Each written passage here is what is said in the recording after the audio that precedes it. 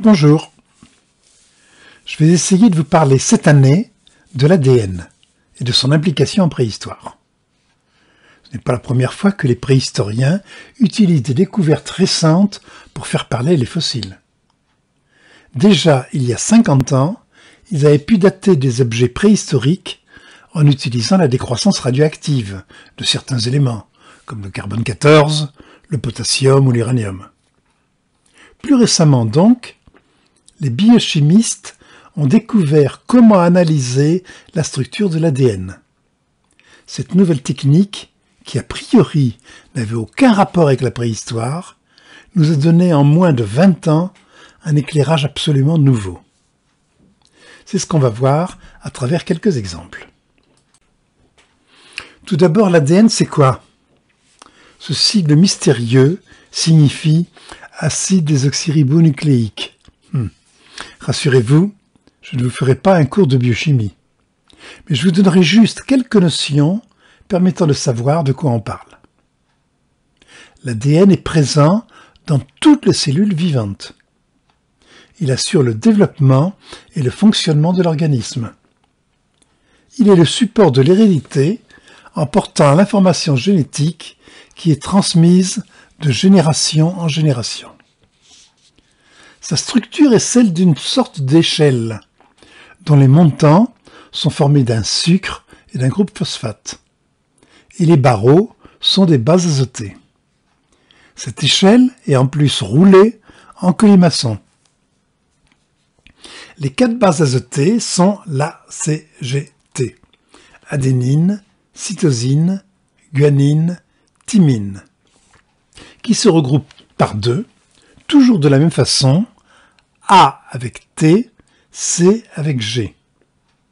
Sur l'un des 2 brins, on aura par exemple des séquences qui ressembleront à ce code. A, C, G, T, T, C, A, C, etc. Et sur l'autre, T, G, C, A, etc. C'est le code génétique qui intéresse tant les généticiens, mais aussi les policiers, les médecins, les paléontologues. C'est en 1962 que Watson et Crick analysent la structure de l'ADN, ce qui leur vaut le prix Nobel. La double hélice forme une très longue chaîne, plus de 2 mètres chez l'homme, formée de 3,2 milliards de bases azotées. L'homme ne dispose pas de la chaîne la plus longue. Le record est de 600 milliards, détenu par une amibe. Il n'y a donc pas de corrélation entre la longueur de l'ADN et la complexité de l'organisme.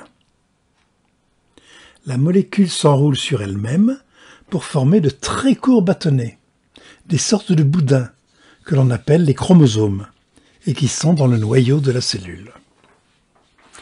Mais nous verrons qu'il existe aussi de l'ADN dans les mitochondries, qui sont les centrales énergétiques de la cellule, et dans les chloroplastes, qui sont le siège de la photosynthèse dans les cellules végétales. Quand la cellule vivante se divise, comment la molécule d'ADN va-t-elle se reproduire? Les bases formant les barreaux se séparent, et les 2 brins s'écartent.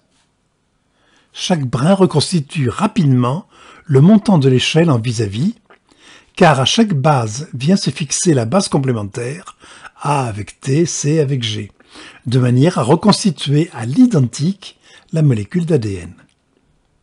Les sucres et les phosphates s'accolent et redonnent les montants. Toutefois, la duplication peut connaître des accidents de parcours, qui sont soit immédiatement réparés par les enzymes de la cellule, soit conservés et qui deviennent la cause des mutations génétiques qui auront des effets délétères, neutres ou parfois bénéfiques. L'évolution fonctionne grâce ou à cause de ces accidents. Les mutations sont liées aux conditions naturelles de l'environnement, climat, ultraviolet, radioactivité, etc. C'est bien beau d'affirmer que l'ADN est le support de l'hérédité, mais comment agit-il sur les caractères de l'organisme? Il faut savoir que toutes les protéines de notre corps sont élaborées sous le contrôle d'un autre acide nucléique, l'ARN, ou acide ribonucléique. Celui-ci a pour but de transcrire l'information donnée par l'ADN et la traduire en structure de protéines. L'ARN est formé d'un seul brin, portant les 4 bases azotées formées au contact de l'ADN. Tout ceci se produit grâce à des enzymes dont je ne parlerai pas. L'ARN, dit messager, transmet donc le code génétique aux protéines. La structure de ces dernières détermine l'activité des cellules qui vont régler la morphologie et le fonctionnement des organes et de l'organisme. L'existence et le rôle de l'ARN messager a été démontré par Jacques Monod et ses collaborateurs, ce qui lui a valu le prix Nobel de médecine en 1965. On savait depuis longtemps que les chromosomes étaient le support des caractères héréditaires. On avait remarqué que nos chromosomes portaient la trace de zones empilées qu'on appelle les gènes, dont l'ensemble forme le génome. Chez l'homme, les 23 paires de chromosomes contiennent environ 36 000 gènes. Un gène est donc un fragment de la molécule d'ADN composé d'un plus ou moins grand nombre de bases azotées. La carte des gènes, appelée le génotype, détermine les caractères d'un individu, la couleur des yeux, des cheveux, la forme du lobe de l'oreille, la concentration sanguine en globules rouges, et toutes les caractéristiques de chaque individu et de l'espèce. Dernière information de biologie. J'ai dit plus haut qu'il n'y avait pas seulement de l'ADN dans le noyau des cellules, les chromosomes, mais également dans les organites qui fournissent l'énergie à la cellule, les mitochondries, qui sont de très petite taille par rapport au noyau et sont disséminées dans le cytoplasme. Au cours de la reproduction, les mitochondries ne sont transmises que par la mère, puisque le spermatozoïde n'introduit que son noyau dans l'ovule, et pas son cytoplasme. L'ADN mitochondrial permet donc de ne tracer que l'hérédité maternelle. Il ne subit pas les recombinaisons qui caractérisent la reproduction sexuée. C'est pourquoi on parle parfois d'une grand-mère de l'humanité qu'on appelle Ève mitochondriale. C'est une molécule circulaire formée de 2 brins chez l'homme. Cet ADN est beaucoup plus court que l'ADN nucléaire puisqu'il ne comporte que 16 569 bases nucléiques et 37 gènes. Des questions techniques vont alors se poser.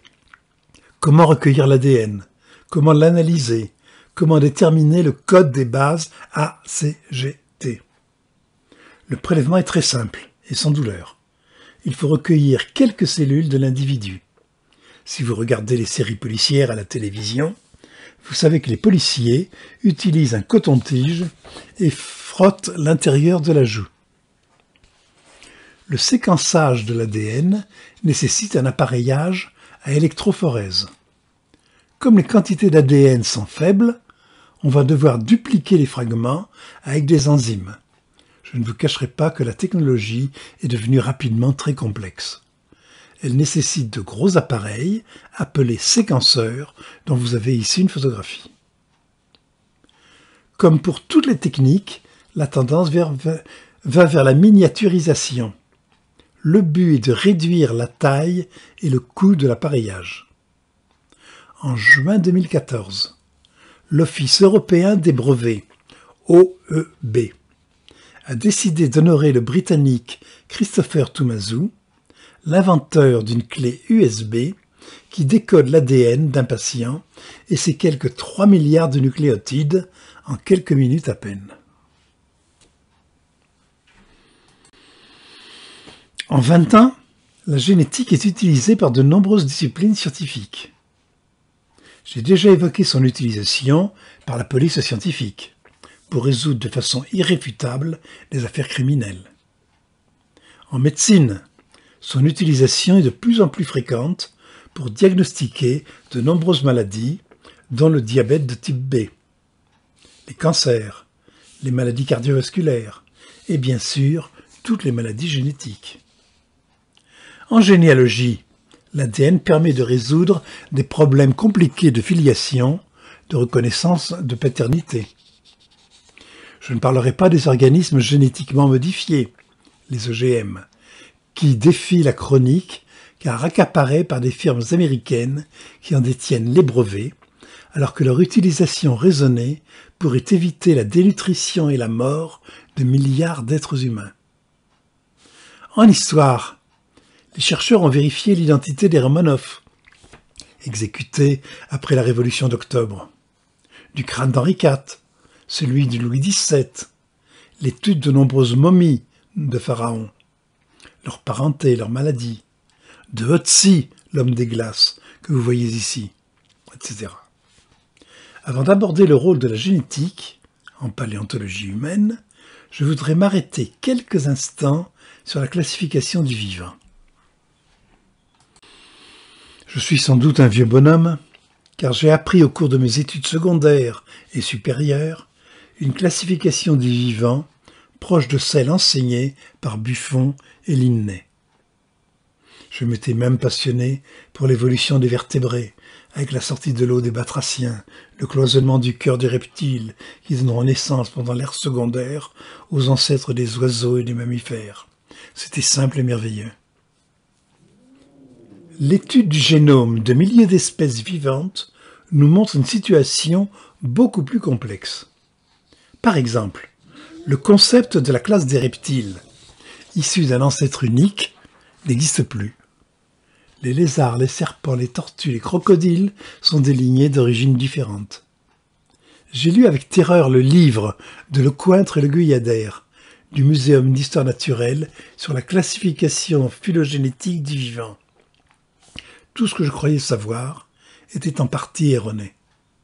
Je vous invite à regarder le film Espèce d'espèce que l'on trouve sur YouTube, qui explique de façon plaisante et géniale l'aspect buissonnant de notre arbre généalogique. Cet arbre est devenu un buisson touffu, une boule, et l'homme est situé là en bas. Venons-en à présent à la paléontologie humaine. Le rêve des chercheurs était de connaître le séquençage des ADN fossiles. C'est la tâche que se sont fixés les membres du projet Génome de Néandertal, du laboratoire de génétique évolutive de l'Institut Max Planck de Leipzig. C'est au total 56 chercheurs, sous la direction de Svante Pääbo.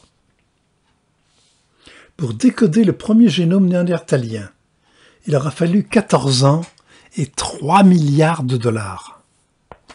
Le matériel dont il disposait est mort depuis des dizaines de milliers d'années, dans des tissus complètement dégradés. Il fallut mettre en place des procédures complexes permettant d'éliminer l'ADN des microbes qui avaient colonisé le fossile, de lire les fragments humains retrouvés, de les assembler et de les comparer à l'ADN des hommes actuels. Déjà, l'étude de l'ADN de Néandertal apporte des renseignements passionnants. Individuellement, chaque Européen aurait entre 1 et 4% de gènes issus des Néandertaliens. Il s'agit des gènes contrôlant la cicatrisation des plaies, la couleur de la peau et des cheveux, Néandertal était roux, du diabète de type 2, la reconnaissance du goût amer. Nous savons à présent que Néandertal avait le gène FOXP2, dont je vous parlais il y a 2 ans, et qui était donc capable de langage articulé. Ayant reçu ces gènes, nous aurions effacé certains qui nous étaient nuisibles et conservé d'autres plus utiles. Mais chacun d'entre nous n'a pas reçu forcément les mêmes gènes. Collectivement, c'est peut-être 20% du génome de Néandertal qui a été transmis à Homo sapiens. Quand je dis nous, il s'agit des Européens et des Asiatiques. Les populations africaines n'ont pas été en contact avec Néandertal et n'ont pas ces gènes. La question se pose. La présence d'un génome commun entre les deux espèces résulte-t-elle d'un ancêtre commun ayant vécu il y a 650 000 ans, ou s'agit-il d'un métissage entre les populations il y a 60 000 ans en Eurasie. Cette seconde possibilité paraît la plus plausible. À l'inverse, nous n'avons pas hérité de l'ADN mitochondrial de Néandertal, transmis uniquement par la mère.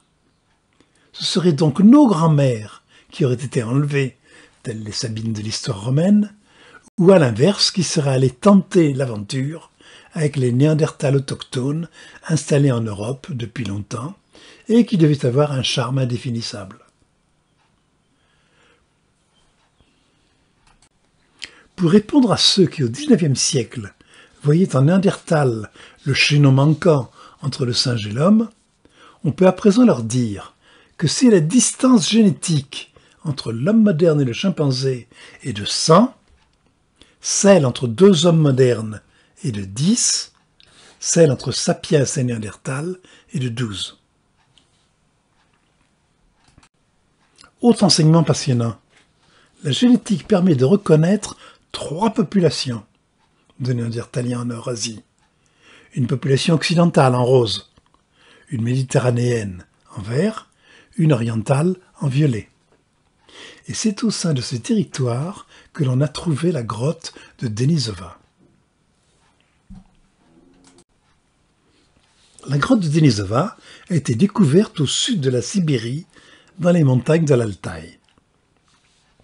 On y a trouvé entre autres une phalange en mauvais état et une dent qui a tout de suite fait penser à un enfant de Néandertal. L'analyse de l'ADN a eu l'effet d'une bombe dans la communauté des scientifiques. L'ADN n'est ni celui de Néandertal, ni celui de Sapiens. On se trouve devant un troisième type d'homme, plus proche de Néandertal que de nous. On l'appelle l'homme de Denisova ou Denisovien.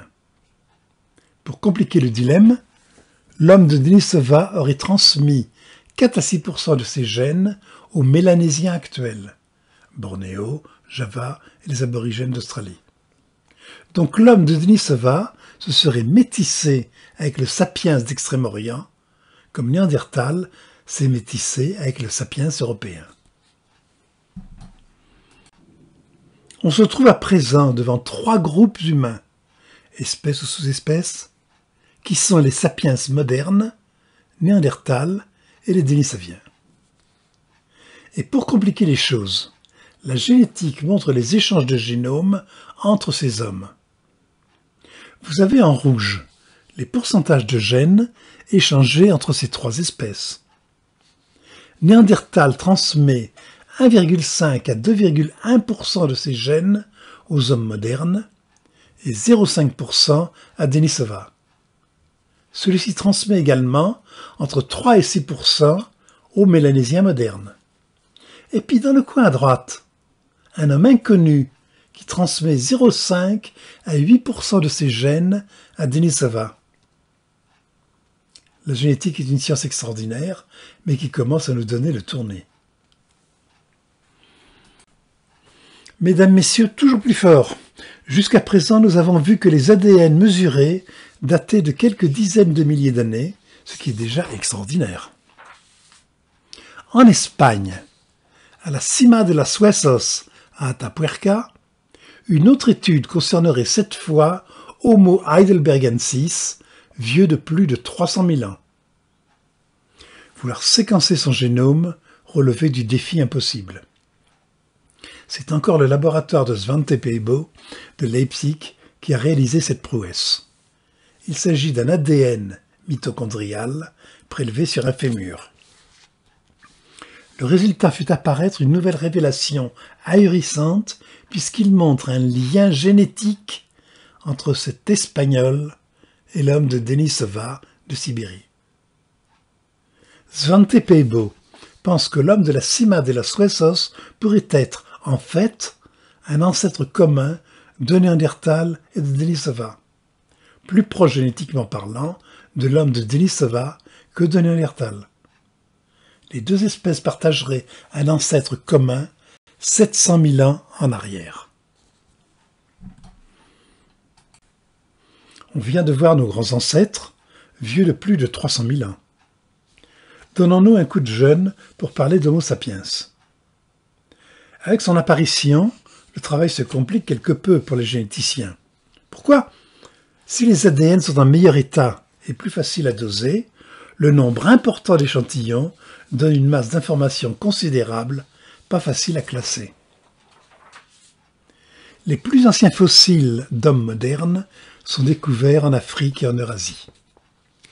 Ils ne sont pas très éloignés dans le temps les uns des autres, ce qui rend bien difficile de dire où l'espèce est apparue. Bon nombre de paléoanthropologues pensent qu'il est né en Afrique aux alentours de 200 000 ans. Le plus ancien semble découvert en Éthiopie, dans la vallée de l'Omo, à Kibiche. Je vous ai mis un schéma de conservation du squelette d'Homo Kibiche 1. Les parties conservées sont en brun. Il s'agit bien d'un homme moderne avec un vrai menton. On trouve entre 200 et 100 000 ans des sapiens dans le Proche-Orient, Kavzé, Skul, et en Extrême-Orient, en Chine, avec des dates allant de 100 à 153 000 ans. Ces dates très anciennes des fossiles chinois ont posé le problème de leur origine. Sont-ils les descendants des sapiens africains ou sont-ils issus d'ancêtres Erectus déjà présents en Chine? Ceux qui s'intéressent à cette question connaissent les schémas de diffusion de l'espèce. Soit l'homme moderne dérive d'Erectus africain, c'est l'hypothèse monophylétique. Soit il est le descendant des Erectus qui avaient migré en Asie, c'est l'hypothèse polyphylétique dite du candélabre. Soit c'est un mélange de ces deux hypothèses. Le débat a passionné les anthropologues pendant des décennies. Pour ma part, j'ai toujours été réticent à la thèse multirégionale de l'origine d'Homo sapiens, le schéma du candélabre. Car cette hypothèse va à l'encontre de certaines constatations de la biologie connues depuis Darwin, sur la spéciation des descendants qui se séparent et divergent de plus en plus. Rapidement, les espèces ne sont plus fécondes entre elles. Or, les Asiatiques, les Africains et les Européens se reproduisent sans problème et ont sans doute des ancêtres communs, pas si vieux que ça. La génétique semble à présent contredire la thèse multirégionale, mais il faudra attendre des études plus poussées pour en avoir le cœur net. Plus on avance et plus les choses se compliquent. Autre découverte, celle d'un fémur, découvert sur les rives boueuses de la rivière Irtych, près de Ustishim, à vos souhaits. Les chercheurs russes ont identifié l'os comme étant celui d'un Homo sapiens et non de Néandertal. Le carbone 14 a révélé que son propriétaire était mort il y a 45 000 ans. En 2012, l'équipe du Dr Svante Pääbo a prélevé des échantillons de ce fémur pour analyser son ADN. Il s'agit bien d'un Homo sapiens, mais il est plus lié aux populations européennes qu'aux asiatiques. Il daterait d'avant la scission de ces deux branches. La comparaison de l'ADN de l'homme d'Ustishim avec le génome des Néandertaliens et des hommes modernes permettrait cette fois de dater la sortie de l'Afrique des sapiens vers 60 000 ans. Ça prouve en tout cas que l'homme préhistorique est un bon marcheur. En haut à gauche, vous pouvez voir la sortie de l'Afrique. Les ancêtres de Néandertal passent par le Proche-Orient pour conquérir l'Europe et l'Asie occidentale, en rouge. Vous voyez également la marche des Dénisoviens vers l'Asie orientale et la Mélanésie, zone bleue. En bas à droite, vous avez une carte insolite. C'est la carte du monde vue du pôle Nord au centre. L'Europe et l'Afrique sont en haut à gauche, l'Asie et l'Océanie en bas à gauche, les Amériques du Nord et du Sud à droite. La sortie de l'Afrique a eu lieu, les cercles rouges, de 180 à 130 000 ans. On y voit les migrations vers l'Asie, en écarlate à gauche, vers 70 à 60 000 ans. Vers l'Europe occidentale, en orangé, vers 50 à 40 000 ans. Vers l'Amérique du Nord, en jaune, 35 à 25 000 ans. L'Amérique du Sud, vert clair, 15 à 12 000 ans. La dernière migration en bleu clair serait celle vers l'Arctique américain, 9 à 7 000 ans, du fait du réchauffement climatique.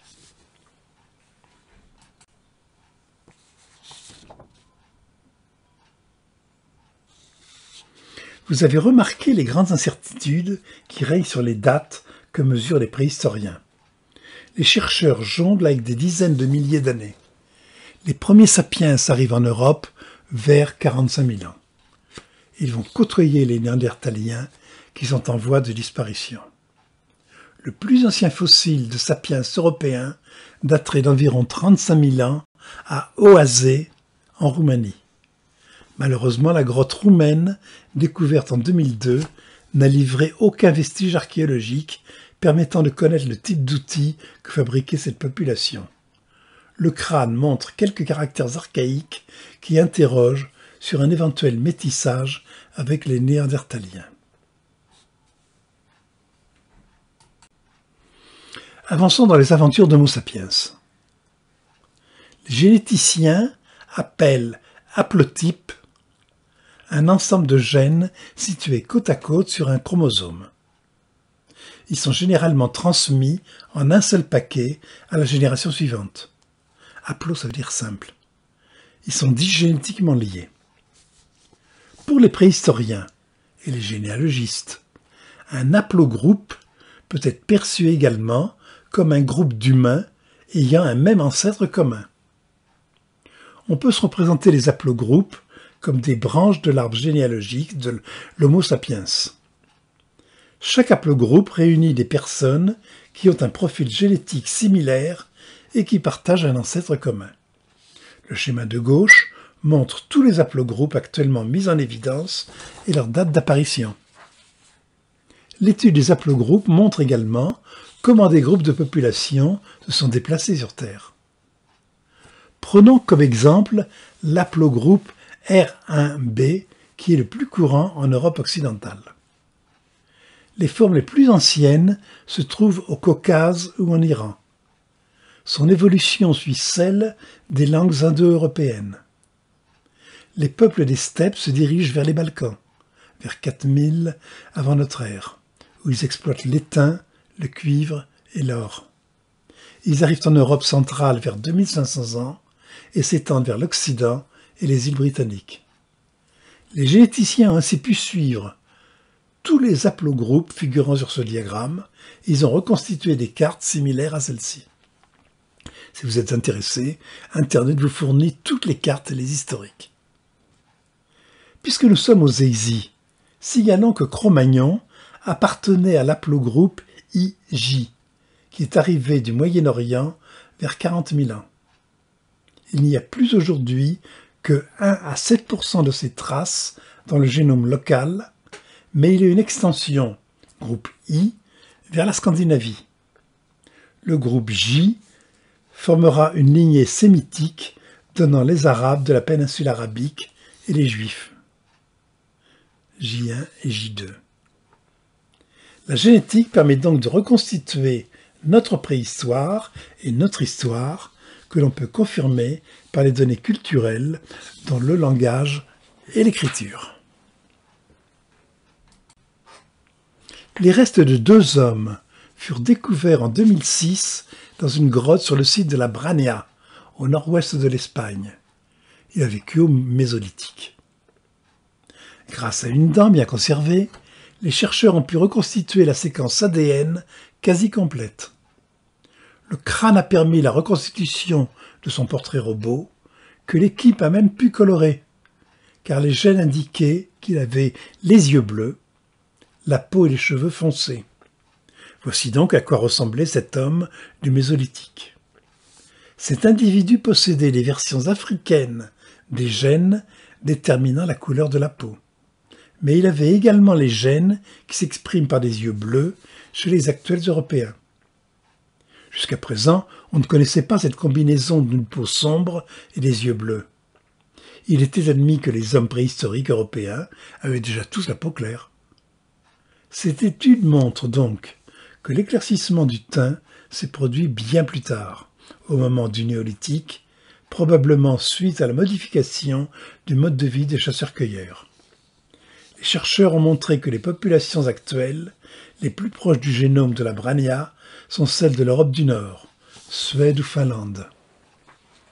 Comme pour Cro-Magnon, il est étonnant de voir que les préhistoriques du sud-ouest de l'Europe ont des descendants scandinaves.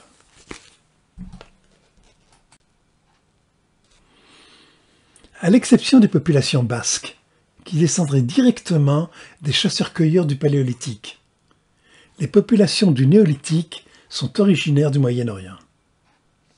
On peut suivre génétiquement leur progression en Europe. Un courant méditerranéen, 7000 à 6000 ans, est formé par les populations de l'aplogroupe HGJ2. Il correspond aux populations cardiales, appelées ainsi à cause de leur céramique ronde décorée par impression de coquilles de cardium. Leurs habitations sont en pierre sèche, ils pratiquent l'élevage de la chèvre et du mouton.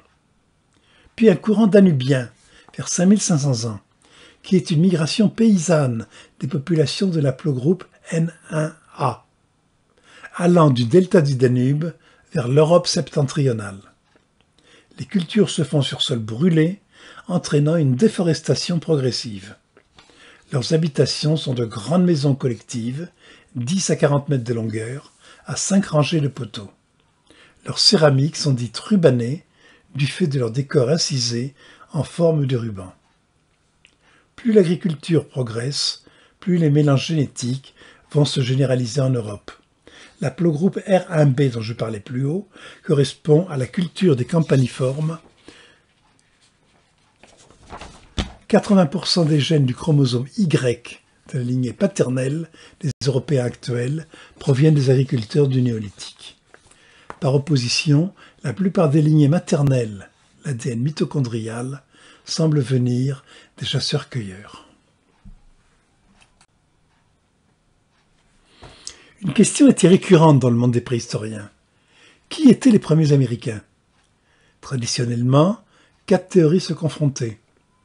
Premièrement, il y a environ 40 000 ans, des tribus asiatiques venues de Mongolie et de Sibérie auraient traversé le détroit de Bering à pied sec, à la poursuite de leur gibier, sans savoir qu'ils avaient changé de continent.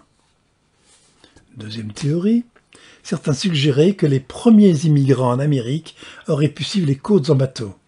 La déglaciation des côtes de l'Amérique du Nord aurait effectivement débuté il y a environ 17 000 ans. Troisième théorie, d'autres scientifiques croient plutôt que les premiers habitants de l'Amérique auraient traversé l'océan Pacifique en bateau pour arriver d'abord en Amérique du Sud. On a découvert des squelettes incomplets et les restes d'un village à Monteverde au Chili qui date d'il y a 15 000 ans.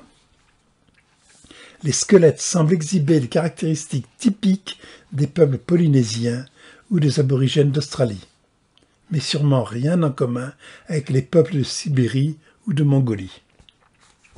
Quatrièmement, la plus récente théorie, présentée par les archéologues Stanford et Bradley, suppose qu'une migration humaine soit venue d'Europe. Ces auteurs s'appuient sur les similitudes qui existent entre les pointes Clovis d'Amérique du Nord et les pointes des Solutréens qui occupaient l'actuel sud de la France, l'Espagne et le Portugal, il y a environ 19 000 ans. Que nous dit la génétique? L'ADN mitochondrial des populations amérindiennes met en évidence 4 haplogroupes qui montrent 3 flux migratoires. Les premiers migrants sont bien venus de Sibérie.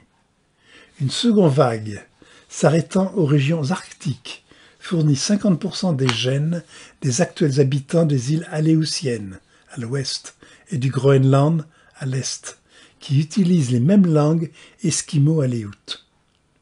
Une troisième vague, limitée elle aussi au nord du continent, est à l'origine de 10% de l'ADN des Indiens du Canada, qui restent à 90% les descendants des tout premiers Américains.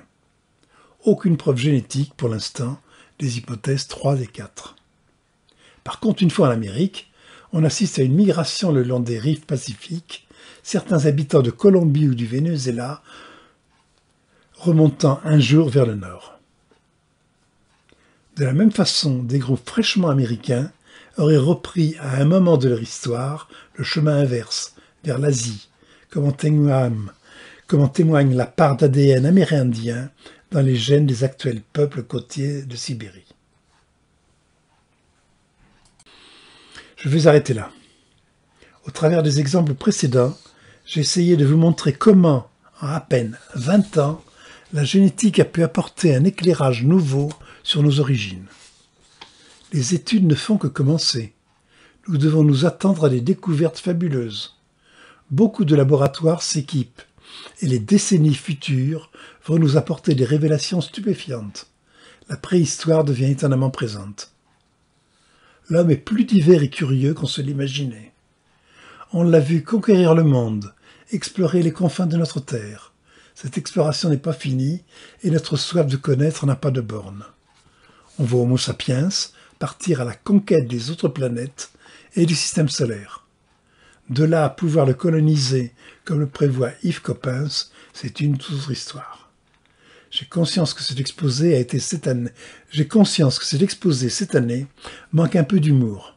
Alors pour vous détendre un peu, le mot de la fin sera donné par ce saint. La découverte de l'ADN humaine a enfin prouvé scientifiquement que l'homme a un esprit tordu.